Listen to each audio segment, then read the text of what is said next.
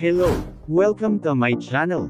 Huwag kalilimutan mag-subscribe, mag-likes at mag-share para updated kayo sa i-upload kong mga videos. Magaganda ang i-upload kong mga videos dahil ito ay informative, educational and interesting to watch. Nakakamangha at madaling maunawaan ng lahat. Marami kayong matututunan dito. Maghahatid sa inyo ng kaalaman at edukasyon. Huwag bibitiw, manood at makinig sa aking mga videos. Ang pag-uusapan natin ngayon ay tungkol sa ipinagkaloob ng Korte Suprema sa inihain ng mga environmental advocates. The Supreme Court grants writs of amparo, habeas data in favor of environmental advocates. Pinagkalooban ng Korte Suprema ang Petition of Writ of Amparo at habeas data pabor sa mga tagapagtaguyod ng kapaligiran. The Supreme Court issued a decision in the matter of the issuance of the writ of amparo and habeas data for John Ayla F. Castro and Jed Riayana C. Tamano vs. De La Cruz, et al., Gr. Number 269249, October 24, 2023. Ang Korte Suprema ay nagpasya na ang mga tagapagtaguyod ng kapaligiran na sina John Ayla Castro at Jed Riayana Tamano ay may karapatan sa mga remedyo ng writ of amparo at habeas data, gayon din ang Temporary Protection Order, TPO.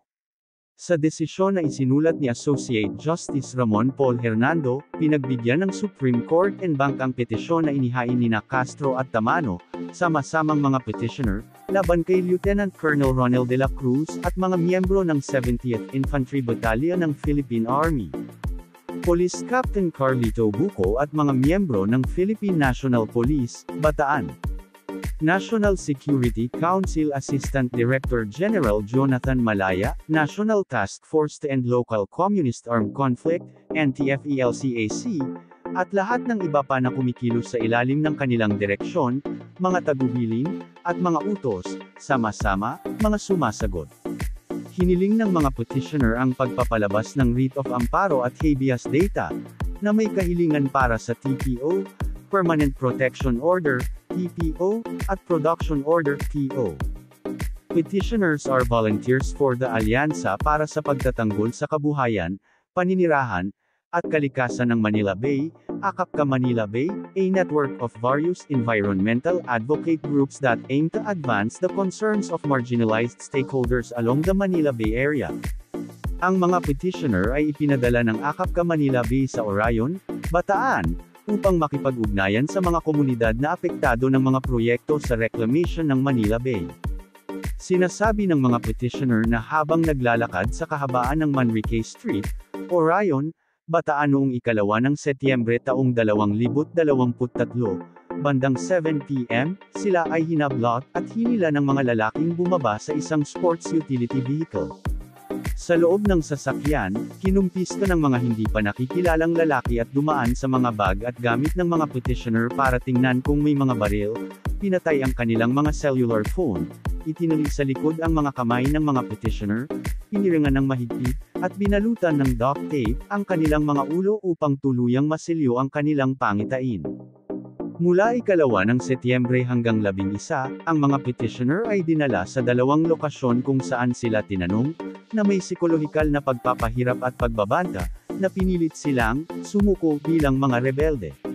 Sa kalaunan, sila ay ginawa upang sulat kamay ang kanilang mga affidavit na may isang salaysay na inihanda para sa kanila. Dinala sila sa 70th Infantry Battalion Camp sa Bulacan noong 12 ng Setyembre, kung saan kinuha ang kanilang mga personal na detalye, at binigyan sila ng medical check-up. Ipinakilala sila sa alkalde ng Angat, Bulacan at kay Lieutenant Colonel Ronel de la Cruz, na magsisilbing saksi sa kanilang mga affidavit. Ipinakilala rin sila sa isang miyembro ng National Intelligence Coordinating Agency at ilan pang mga tao. Noong 13 ng Setyembre taong 2023, ipinakilala ang mga petitioner kay Attorney Jofer Bagay mula sa Public Attorney's Office, kung saan ibinigay ang mga sulat kamay na affidavit ng mga petitioner, upang ayusin at i-print sa kanyang computer. Ang mga petitioner, kasama ang mga magulang ni Tamano, ay pinasumpa sa nakalimbag na affidavit sa harap ni Attorney Bagay. Tinanong ni Lieutenant Colonel De La Cruz ang mga petitioner kung maaari silang magpakita sa isang press conference ngunit tumanggi sila. Ipinakilala rin ng mga petitioner sa isang MJ Chico ng NTFELCAC para kumbinsihin silang sumang-ayon sa press conference para pabulaanan ang kanilang pagdukot.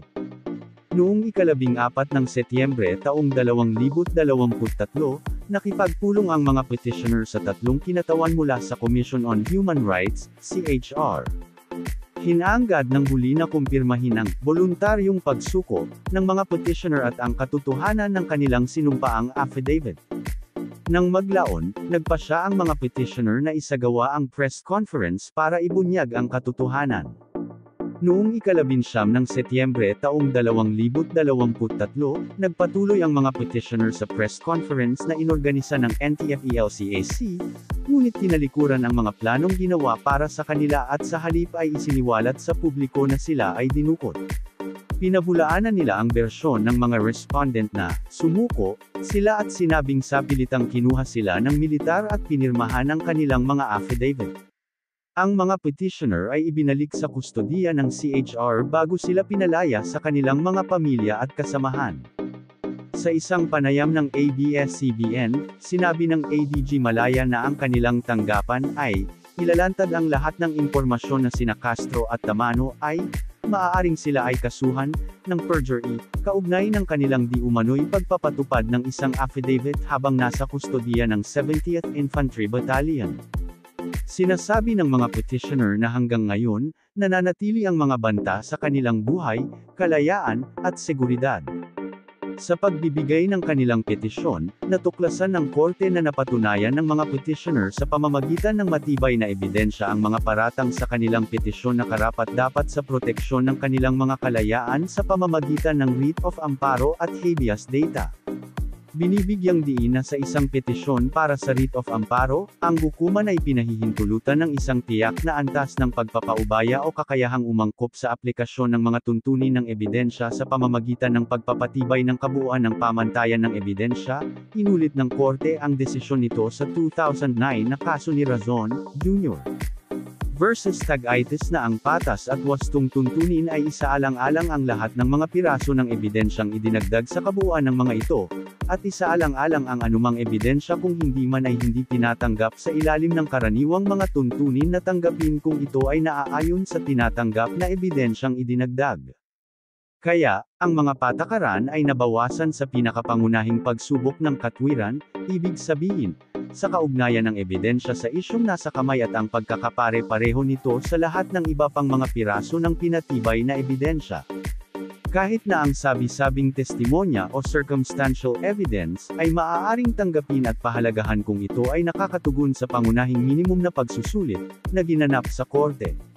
Sa kasalukuyang kaso, natuklasan ng korte na naruroon ang mga elemento ng sapilitang pagkawala, partikular na ang mga petitioner ay sapilitang kinuha noong ikalawa ng Setyembre taong 2023, bilang ebidensya ng isa, ang affidavit ng isang miyembro ng Karapatan-Gitnang Luzon tungkol sa mga account ng mga testigo sa pagdukot sa simpleng paningin. Dalawa, patuto ng mga petitioner na iniwan nila ang kanilang kasuotan sa paa sa panahon ng kanilang pakikibaka laban sa mga nanghuli sa kanila. At tatlo, mga larawan ng kasuotan ng mga petitioner na iniwan sa pinangyarihan ng pagdukot, na nagpapatunay sa pagpapatunay ng mga petitioner. Napag-alaman din na sinubukan ni Rosie Ellie, ina ni Castro, ang lahat upang mahanap ang kanyang nawawalang anak na babae at makipag-ugnayan sa isang Justin Gutierrez, isang taong di umano'y nagpakilala kay Rosie Ellie bilang isang miyembro ng militar, at sa mga awtoridad ng pulisya sa Orion Municipal Police Station, ngunit walang natanggap na positibong tugon mula sa kanila. Tungkol sa writ of habeas data, natagpuan ng korte ang mga pahayag ng ADG Malaya sa panayam ng ABS-CBN na nag-anunsyo na, ilantad ang lahat ng impormasyon na mayroon sila tungkol kay Castro at Tamano, at na, maaari silang kasuhan ng perjury, kaugnay ng ang kanilang di umano'y pagpapatupad ng isang affidavit habang nasa kustodiya ng 70th Infantry Battalion, ay isa ng bukas at malinaw na banta sa karapatan ng mga petitioner sa buhay, kalayaan, at seguridad na hayagang binibigkas ng opisyal ng gobyerno na tinatanggap na nakikibahagi sa pangangalap, pagkolekta, at pag-iimbak ng data at impormasyon laban sa mga petitioner. Pagkatapos ng makatarungang pagrepaso sa mga record, napagpasyahan ng korte na, mayroong itinatag na paglabag o banta sa buhay, kalayaan, o seguridad ng mga nagpetisyon ng mga sumasagot. Ang mga writ ay tinatawag na mailabas para sa mga kadahilanang napakalinaw sa mukha lamang ng petisyon. Ang mga respondent at lahat ng mga tao at entidad na kumikilos sa ilalim ng kanilang mga direksyon, tagubilin, at utos ay inatasan ng korte na sumunod sa mga patakaran sa pagbabalik sa ilalim ng Section 9 ng Rule on the Writ of Amparo at Section 10 ng Rule on the Writ of Habeas Data. Ang isang TPO ay inisyo rin ng korte motu proprio bilang pansamantalang kaluwagan laban sa mga sumasagot at lahat ng mga tao at entidad na kumikilos sa ilalim ng kanilang mga direksyon, mga tagubilin at mga kautusan, na nagbabawal sa kanila na pumasok sa loob ng isang radius ng 1 kilometro mula sa mga tao, mga lugar ng tirahan, paaralan, trabaho, o kasalukuyang lokasyon, ng mga nagpetisyon, gayon din ng mga malapit nilang pamilya. Ang Court of Appeals ay higit pang itinuro sa, 1. Magsagawa ng buod na pagdinig sa petisyon at sa iba pang pansamantalang kaluwagan na hinihiling ng mga petitioner, production order, sa loob ng 5 araw mula sa pagtanggap ng paunawa ng desisyon ng korte. 2. Pagkatapos ng pagdinig, pagpasyahan ang petisyon at ang iba pang pansamantalang kaluwagan na hinahangad ng mga petitioner, sa loob ng 5 araw mula sa oras na ito ay isinumite para sa desisyon. 3. At ibigay sa korte ang isang kopya ng desisyon sa petisyon at ang iba pang pansamantalang kaluwagan na hinihingi ng mga petitioner sa loob ng 5 araw mula sa promulgation nito. Courtesy of the Supreme Court Public Information Office. Hanggang dito na lang ang video na ito. Thank you for watching.